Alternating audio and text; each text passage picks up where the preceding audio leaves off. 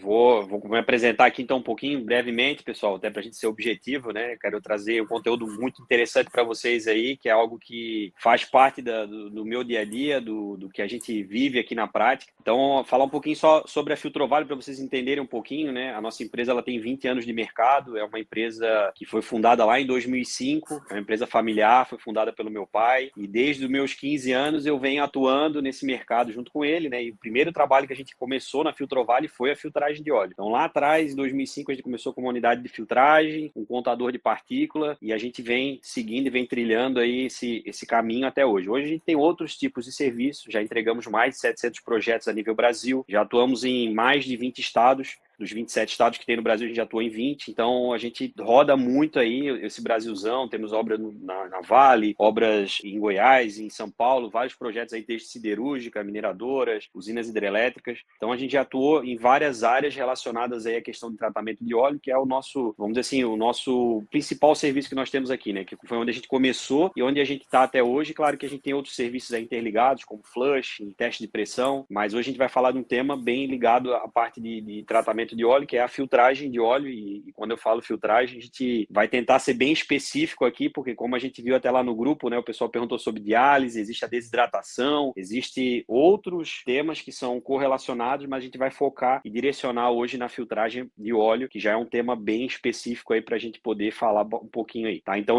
desde quando eu comecei o meu trabalho lá atrás, eu comecei atuando como ajudante, e na época eu não sabia muita coisa, tinha 15 anos, né, hoje eu tô com 35, então a gente vem aprendendo, né? E depois fui me especializando, fui trabalhando como operador, coordenador, e hoje eu estou como CEO da empresa, estou à frente aí de uma equipe aí de mais de 50 pessoas, onde a gente atua a nível Brasil aí com mais de 100 máquinas de flush, filtragem, desidratação e coisas relacionadas a limpezas de sistemas hidráulicos e lubrificantes, tá bom? Então a gente tem contadores de partícula, tem tudo isso aí que a gente vai falar um pouquinho para vocês, vou mostrar algumas imagens aqui, mas a ideia não é falar sobre a Filtrovale em si, sim trazer um conteúdo bacana para vocês aí, algo que vocês possam aplicar no dia a dia, que vocês possam utilizar aí para que consigam melhorar as práticas aí e quem sabe a gente poder agregar um pouquinho aí para o dia a dia de vocês, beleza? Então a gente vai falar sobre proteger o sistema hidráulico, né, e evitar falhas com a questão da filtragem. Então aqui, né, hoje a gente fala sobre a questão da filtragem, como eu falei para vocês, né, a gente, além de filtragem, temos outros temas, né, a gente não vai entrar tão a fundo nisso, eu vou falar especificadamente sobre a filtragem, que é um tema relacionado a gente tirar as impurezas que tem no óleo. Quando eu digo impurezas, estou falando de contaminantes sólidos. Então a filtragem ela está muito ligada a questões sólidas que tem no óleo, partículas sólidas, né? Então para que vocês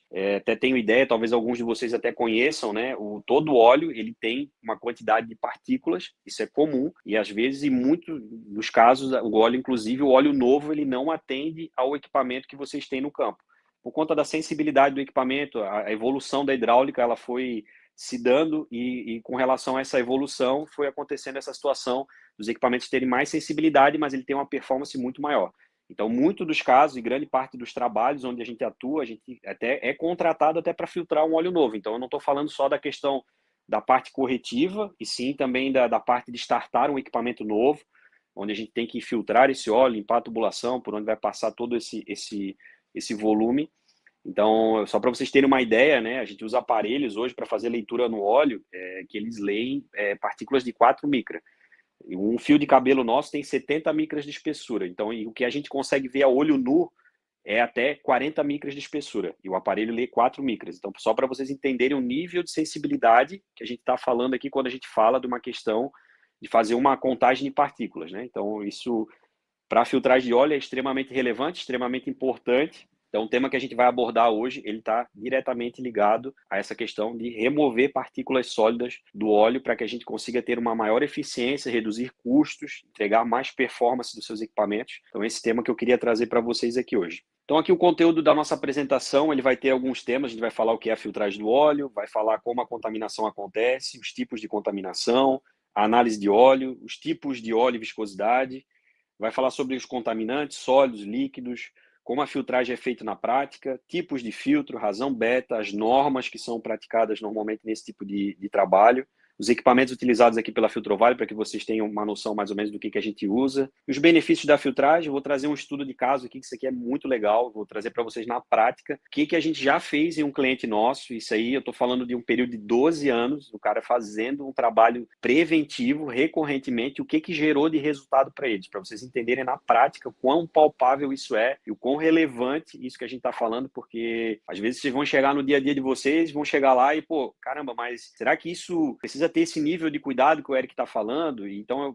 é até importante a gente trazer isso na prática para que vocês consigam ver aí com muita clareza, né, o que a gente está falando. Então, sobre a filtragem, né, o que é a filtragem de óleo? A filtragem de óleo, ele é um processo de remoção de partículas contaminantes sólidas do óleo, como a gente já falou, né? Eu vou entrar aqui num tema de óleo lubrificante e hidráulico. A gente poderia falar de óleo térmico, de outros tipos de óleo, mas até para a gente ser específico e como cada tipo de filtragem ela se aprofunda muito, né? E quando a gente fala, por exemplo, do óleo térmico, já é muito diferente do óleo lubrificante hidráulico. A gente vai se aprofundar nesse tema de óleo hidráulico e lubrificante, que eu acredito que, vamos dizer assim, usualmente no dia a dia é o que a gente vê mais na prática, o que tem mais volume normalmente de trabalho e de atividades relacionadas a isso.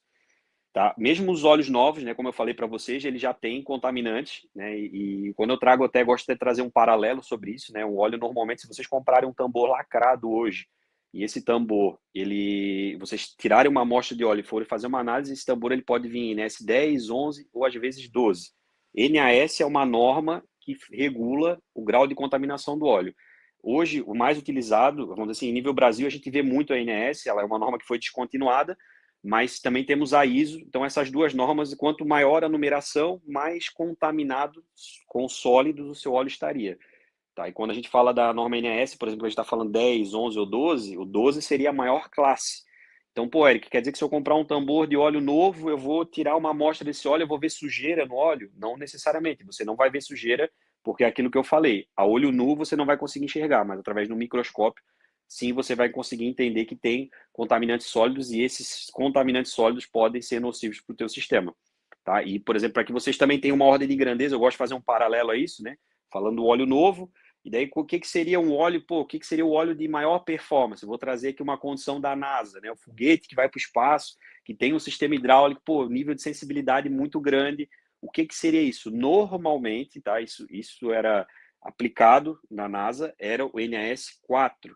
Então, por exemplo, a gente está falando de NS4 e NS12. Então, assim, as duas ordens de grandeza de um óleo, vamos dizer assim, o mais sujo e também um óleo, vamos dizer assim, na prática, muito limpo. Quando a gente fala disso, tá?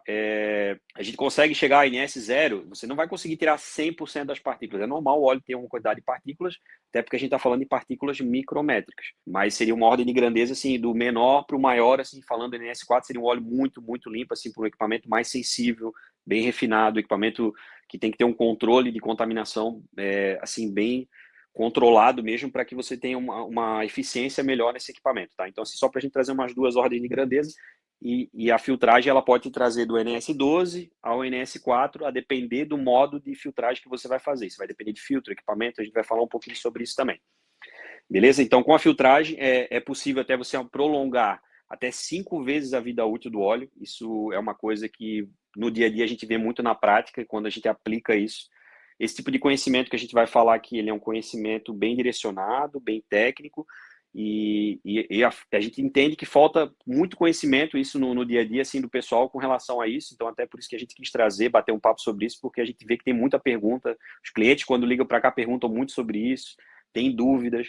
Então, é um tema bem importante para a gente trazer para o dia a dia e trazer na prática, na questão da prevenção, o quanto que isso traz de benefício. Então, essa questão de 5 vezes é uma coisa que a gente já consegue mensurar o quão eficiente isso se torna para a gente no dia a dia, né? E quando eu falo da questão da eficiência do óleo, a gente prolongar 5 vezes a vida útil dele, eu diria que o maior ganho não está com relação a gente permanecer com a carga de óleo e não trocar a carga de óleo. Pô, a carga de óleo é um custo? Sim, é um custo.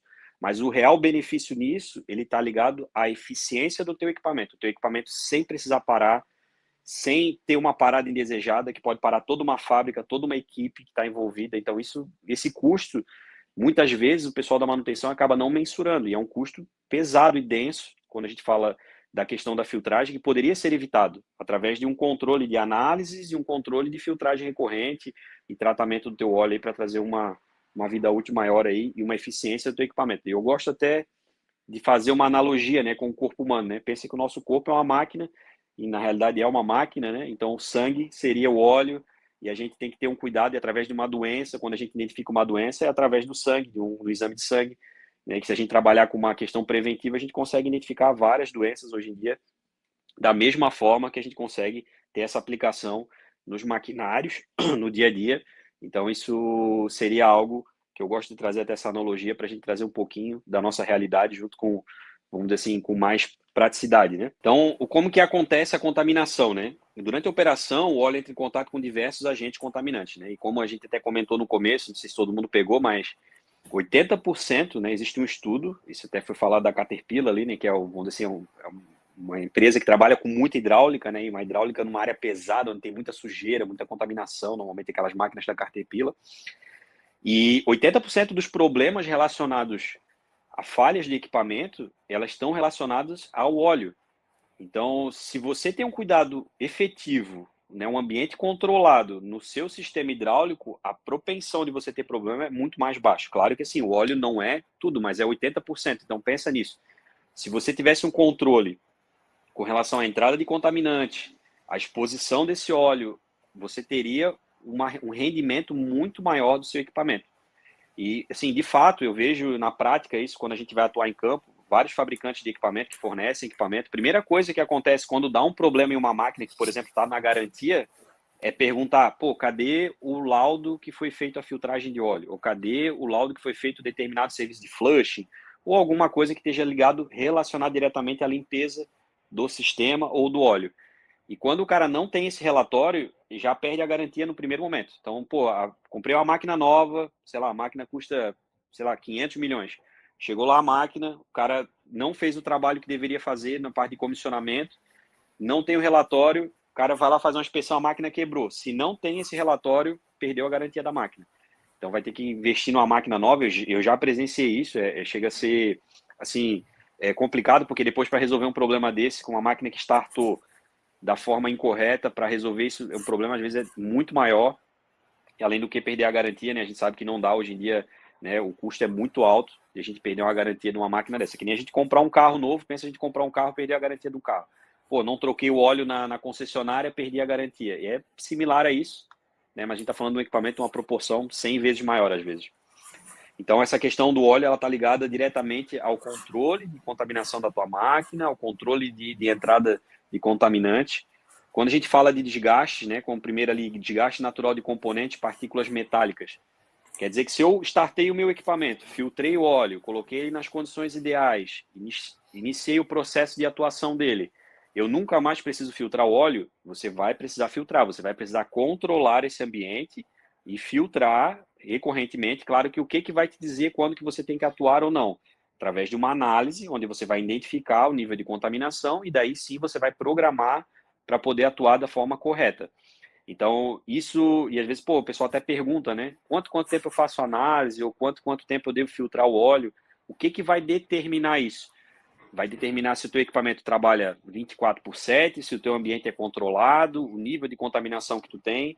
Então, isso são fatores que você tem que ter como referência e entender, controlar e fazer essas análises dependendo da demanda de trabalho que você tem. Se você tem muita demanda, você vai ter que trabalhar no espaço mais curto de ensaios e talvez atuar até mais intensamente para poder manter o seu equipamento funcionando 100%. Pô, eu trabalho com a máquina 4 horas por dia, beleza, já é um regime mais controlado, eu consigo dar uma espaçada melhor nas análises e consigo controlar isso de forma mais efetiva.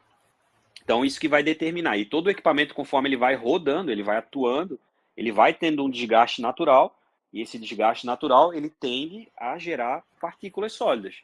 E essas partículas, com o tempo, você precisa entrar com uma intervenção de filtragem, e se você tiver, vamos dizer assim, controlando as suas análises, entendendo isso, ao passar do tempo, você consegue intervir sem parar o equipamento, inclusive com o equipamento em paralelo.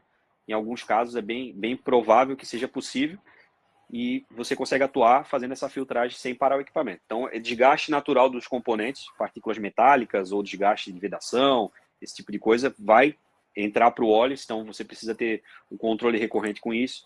Poeiras e resíduos externos, então, vocês que trabalham na indústria, trabalham aí no campo, vocês sabem que, por exemplo, a gente tem muitos ambientes aí que são pesados, né? Ambientes que com um nível de contaminação alto.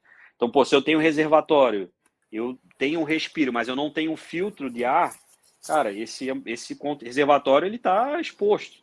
Ou eu deixo algum ponto de uma tubulação aberta, ou eu deixo o reservatório não estar com a vedação correta. Todos esses pontos, quando a gente está falando de partículas micrométricas, a gente está expondo esse óleo a um nível de contaminação que vai me gerar um problema. Então, obviamente, né, o correto seria o quê? Esse equipamento ele está no ambiente controlado, com um filtro de ar, dependendo se tem muita umidade, um filtro de sílica, gel, e assim por diante, para que a gente consiga manter esse ambiente controlado para que o reservatório não fique exposto. Porque o reservatório estando exposto, coloca a gente numa condição de exposição do óleo e esse óleo contaminado vai para todo o sistema. Umidade no ambiente, condensação. E aqui também eu quero trazer uma situação que já aconteceu comigo em campo, isso foi muito curioso, para que vocês tenham ideia, né? Existem ambientes, por exemplo, que o reservatório às vezes ele fica exposto e fica numa condição onde chove, pega sol, às vezes ele é todo vedado, mas nessa condição exposta, a própria condensação do ar interno do reservatório gera essa umidade. Já aconteceu comigo de pegar tambor lacrado de óleo de 200 litros, onde a gente abriu um tambor de óleo e no fundo desse reservatório tinha umidade. O cliente no momento até ficou assim, pô, mas como assim tem umidade? O tambor está lacrado, porque ele foi mal armazenado. Esse tambor ficou numa condição onde ele ficou no tempo, aquela borda superior do tambor ficou cheia de água, pegando sol, chuva. O resíduo de ar que tem dentro do tambor, ele condensou, e quando a gente colocou o equipamento para fazer a filtragem, a gente puxou do fundo do reservatório, eu tive que abrir um outro tambor na frente do cliente, porque eu já tinha aberto um e tinha vindo com água, para mostrar para ele que o tambor estava com água. Então, até como a gente armazena o óleo, que vai ser de reposição, é muito importante, porque isso também impacta quando a gente for abastecer o equipamento. Imagina a gente pegar um tambor novo, colocar no equipamento e esse óleo está com água.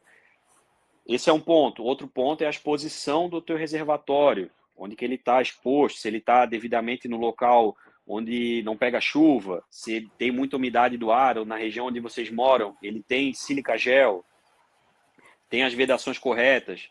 Então, todos os pontos. Eu não posso sair lavando em cima da central hidráulica com uma VAP, de repente, e o reservatório aberto. Então, todos esses detalhes vão influenciar na questão da contaminação. E lembrando que a contaminação por umidade, ela é uma contaminação que a gente não fala nem em percentual. A gente está falando em partes por milhão, são ppm de água no óleo. Então, é muito pouco mesmo. Isso aí já pode trazer uma contaminação e gerar um problema grande no teu sistema hidráulico. Reações químicas e térmicas. Quando eu falo de reações químicas e térmicas, é assim, ó, reação química. O que já aconteceu com a gente em campo? Às vezes o cliente ele tem um tipo de óleo e eu quero comprar de outro fabricante, que é mais em conta. Tá tudo certo, posso comprar? Pode. O que precisa ver? Precisa ver qual a compatibilidade dos aditivos do óleo que tu tem no sistema com a compatibilidade dos aditivos do óleo que você vai comprar. Porque às vezes, eu vou comprar um óleo turbina para o meu equipamento que é uma turbina, eu comprei um da Shell e vou comprar um da Petrobras, beleza. Só que a Petrobras, ela usa outros tipos de aditivo. Em teoria, os dois tipos de óleo têm a mesma finalidade, só que quando um aditivo, que é diferente do outro, entra em contato, eles acabam gerando borra, às vezes pode gerar espuma, ou pode gerar alguma degradação térmica. Então, essa questão, ela pode acontecer. O que é importante? Como é que eu verifico isso?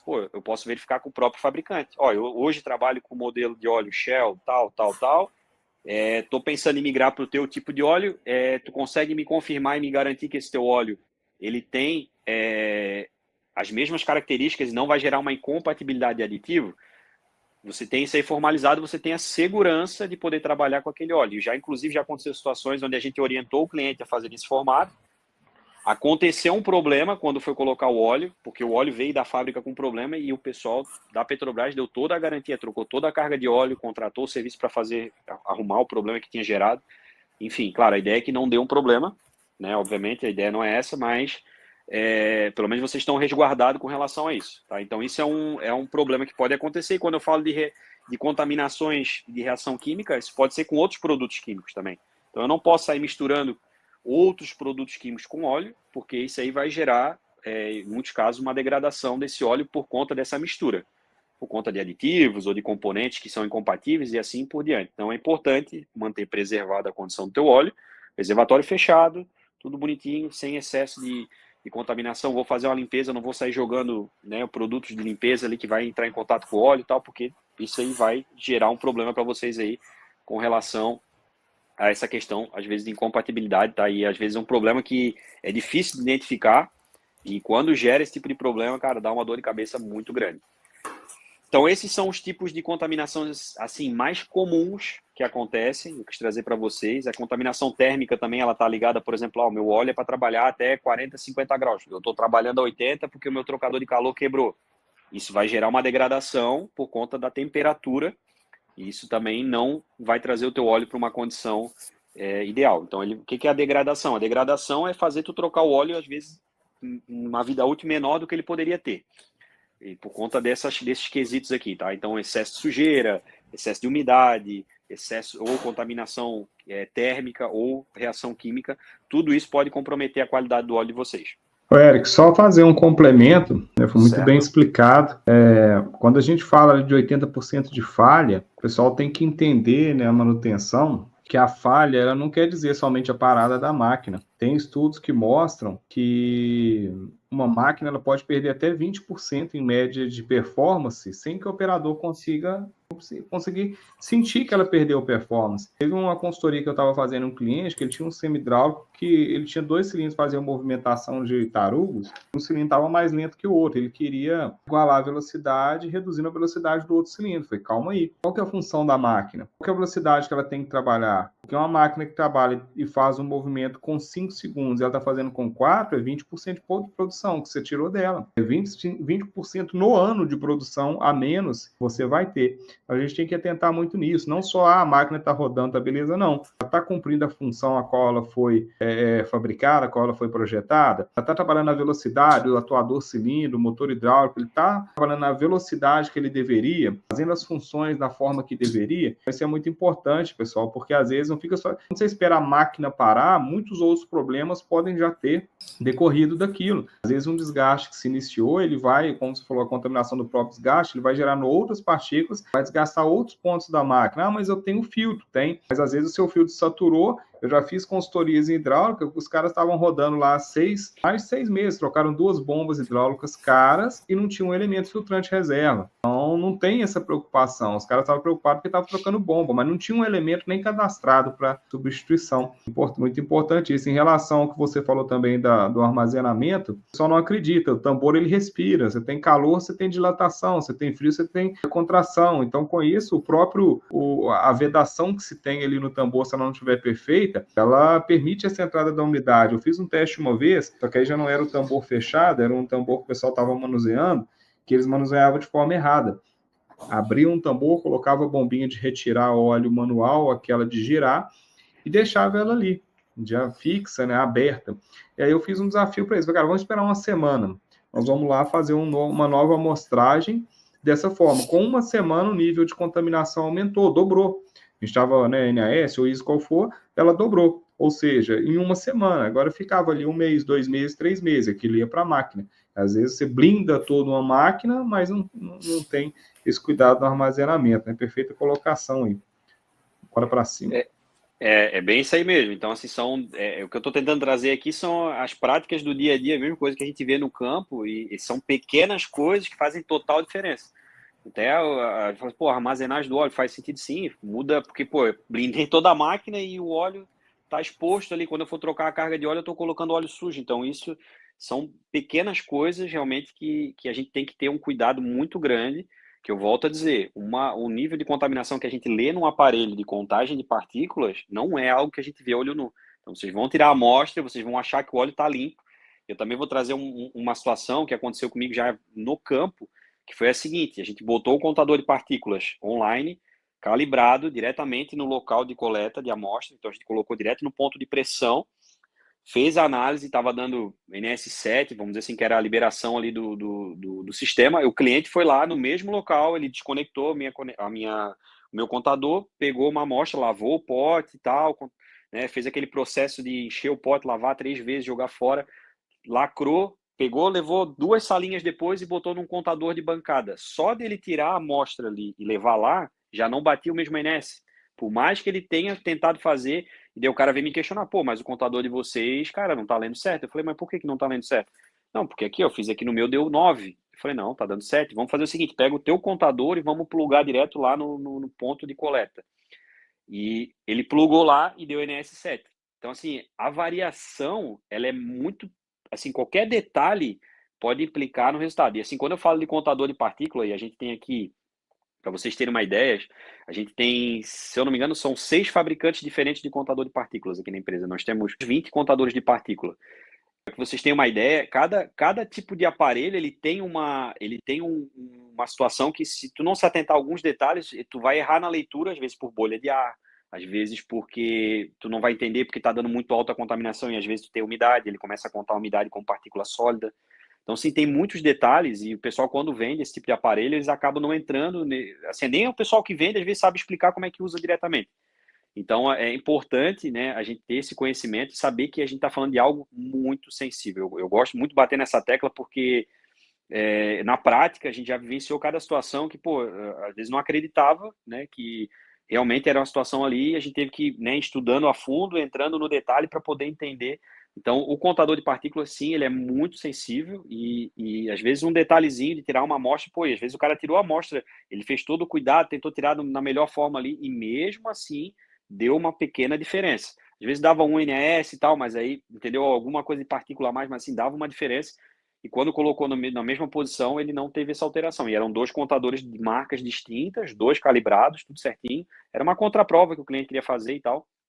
Então tem esses detalhezinhos aí que a gente precisa se atentar, porque quando começa a dar esse tipo de problema, até a gente achar a solução, às vezes a gente tem que ir a fundo e vai, é o tambor que está mal armazenado, é a condição ali que está com uma vedação que está dando passagem, ou entrou umidade na máquina. Então, assim, tem muitos detalhes que influenciam nisso.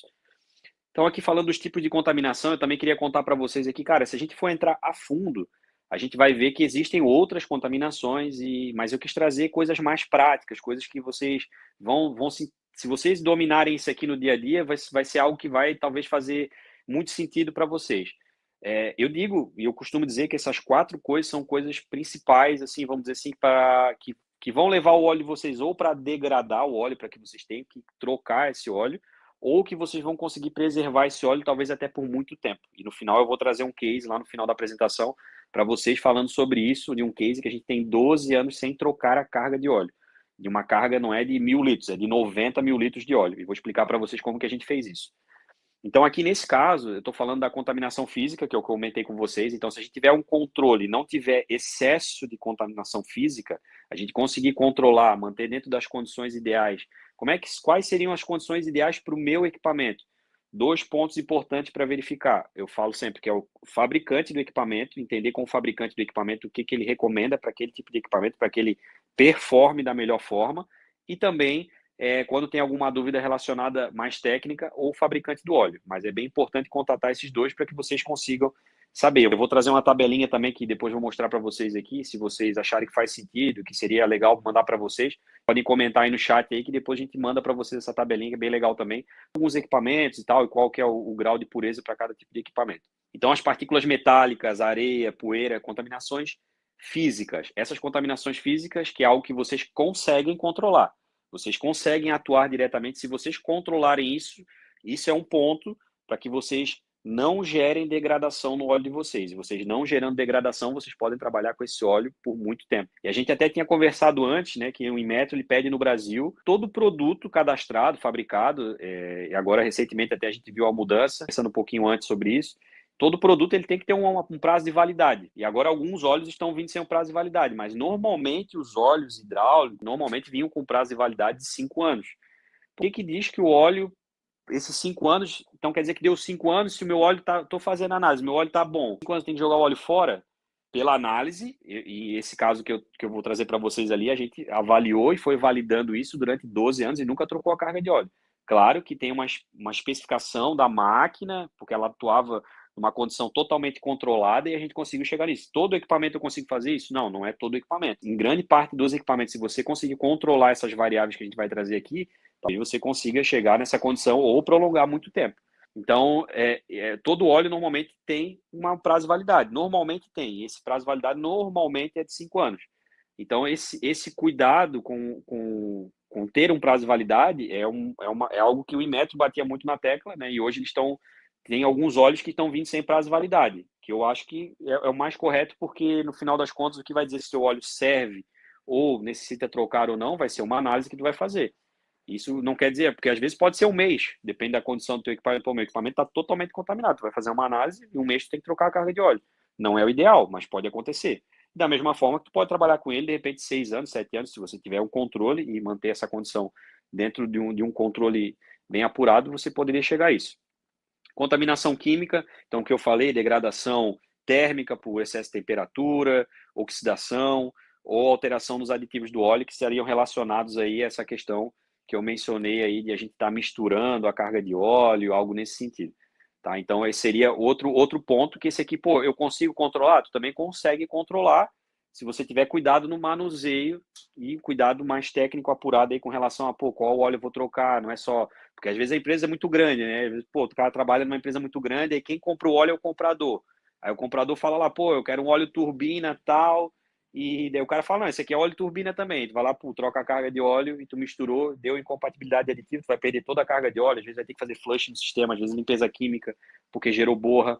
Então isso vai para um problema bem maior. Mas se tu tiver controle da contaminação química do óleo, que é com relação a esses pontos que eu falei também, não trabalhar com excesso de temperatura, não trabalhar, não misturar o óleo com outros tipos de componente, você também vai conseguir controlar a degradação do teu óleo. Falando até de viscosidade, a viscosidade também é algo que já aconteceu, isso também deu... Às vezes o cara comprou o óleo certo, mas ele comprou a viscosidade errada. Então ele mistura lá o óleo 46 com o óleo 68. O que vai acontecer? O óleo não vai ficar nem 46 nem 68, ele vai ficar o intermediário entre isso. Aí uma vez a gente fez contato com, se não me engano foi a Shell, interviu junto com o cliente, e o óleo era o mesmo, tinha os mesmos aditivos, o que mudava era só a viscosidade. Aí a Shell recomendou, falou, ó, cara, sei lá, tu tem uma carga de 400 litros de óleo que tá na análise está dando 56, tu precisa botar em 68. Para a gente fazer isso, tu vai precisar diluir tantos litros do óleo VG100 para poder levar isso aí. Só que eles não vendem um aditivo direto, então, por exemplo, eles não vendem o aditivo direto porque eles falam assim, cara, se eu vender um aditivo direto, algo nesse sentido, pode gerar um desbalanceamento dos aditivos, que pode ser um problema gigante. Então, o que a gente recomenda fazer? Pegar um mesmo tipo de óleo, que tem já os aditivos balanceados, os mesmos tipos de aditivo, só com uma viscosidade maior, e a gente faz a gente vai fazer o cálculo e você vai fazer a compensação para poder chegar na condição. Não é diretamente, vamos dizer assim, que a gente está falando aqui da filtragem, mas isso é uma coisa também que pode acontecer, vamos dizer assim, né? Claro, dependendo do volume de óleo, não faça nem sentido entrar nesse mérito, nesse nível, né? Às vezes vale até trocar a carga de óleo, porque às vezes é um volume pequeno. Mas é algo que eu já vi acontecer, a gente teve que intervir, era um volume grande, e para não se perder toda a carga de óleo, estou falando de 10, 15, 20 mil litros de óleo, foi feito esse alinhamento lá, mas às vezes um detalhe, é o que eu volto a dizer para vocês, aqui quando a gente está falando de óleo, a gente tem um pequeno detalhe que gera um problema gigante, e para a gente resolver, às vezes vai ser, cara, uma dor de cabeça enorme, importante, se atentar a esses pequenos detalhes que a gente está falando aqui, porque isso faz total diferença. Então, sobre a contaminação química, esse é o ponto que eu quis trazer para vocês. Degradação, então, excesso de temperatura. Pô, estou trabalhando, era para ter, o equipamento tem trocador de calor, mas não está atuando, vou deixar rodar assim mesmo. O teu óleo, ele vai sofrer degradação por conta desse excesso de temperatura. Então, é outro tema que você pode controlar também, né? Trabalhar dentro das características. Claro que existem equipamentos que já trabalham numa temperatura muito elevada e que podem gerar alguns tipos de problema. Então, assim, se o teu óleo trabalha numa condição controlada, que é o caso que eu vou trazer depois ali, lá no final do case, de uma usina hidrelétrica, naquele caso, ele trabalhava numa condição controlada, onde ele não excedia a temperatura de trabalho dele. Então, ele trabalhava a 40 graus, ele poderia subir um pouquinho ali e tal, mas ele não passava, não gerava degradação por causa desse excesso de temperatura. Por isso que a gente conseguiu levar esse óleo numa condição de 12 anos. E a questão da umidade. Então, a umidade ela tem dissolvida tem no próprio ar, ela pode ser gerada através de condensação, pode ser a questão de lavar as máquinas, ali como eu falei para vocês, e essa água ela pode gerar, né, corrosão interna no reservatório, onde vai gerar sujeira e vai gerar mais problemas. Então, eu digo que se você controlar esses 4 principais fatores que eu estou trazendo aqui, obviamente que não são os únicos, se a gente for entrar a fundo aqui, a gente vai longe nesse tema, você consegue ter uma condição muito prolongada da sua carga de óleo. Serve para todos os equipamentos? Não todos os equipamentos, porque não são todos que podem atuar com esse nível de controle que eu estou trazendo aqui. Mas se o teu equipamento consegue trabalhar numa condição dessas, e você consegue monitorar através de análise, fazer filtragem recorrente para manter controlado o ambiente de contaminação de partícula sólida, controlar a questão de umidade, não deixar misturar com nenhum outro tipo de óleo e não deixar ter excesso de temperatura, muito provavelmente você consiga estender a vida útil do seu óleo por um bom prazo. Isso vai te gerar um bom custo-benefício aí quando for relacionado a trocar a carga de óleo e principalmente a produtividade da máquina, entregando 100% do que ela precisa entregar e também sem paradas indesejadas, como é o caso que vou trazer para vocês. Nesse caso, um dia parada a máquina, ela perdia mais de 1 milhão de recursos ali gerados com essa máquina parada, porque ela gerava energia 24 horas.